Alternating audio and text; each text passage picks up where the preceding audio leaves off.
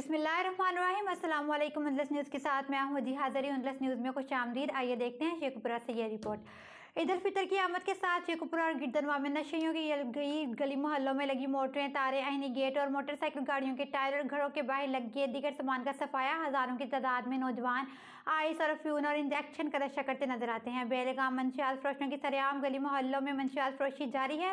Police मंशियात फरोशों का खात्मा करने में बुरी तरह नाकाम हो गई है। शहर के मुख्तलिफ गली मोहल्लों, पार्क, लारी अड्डा, मार्केटों और थानों के आस पास मंशियात के आदि अफराद अफ्यून, पाउडर और आइस का सरेआम नशा करते नजर आते हैं और शाम ढलते ही निश्चयी प्लास्टिक की बोरियां उठाकर पार्क, मोहल्लों और मुख्तलिफ गलियों का रुख कर लेते हैं और वहां लगी मोटरों में तारें, आईनी गेट और रॉड और मोटरसाइकिल समेत घरों के बाहर लगी हर तरह की चीज को ले जाते हैं। शहरी मंशियात के आदि अफराद से सख्त परेशान हैं, जबकि पुलिस एहकाम का कहना था कि दर्जनों मंशियात फरोशों को गिरफ्तार करके जेल भिजवाया जा चुका है और उनके खिलाफ भरपूर कार्रवाई जारी है।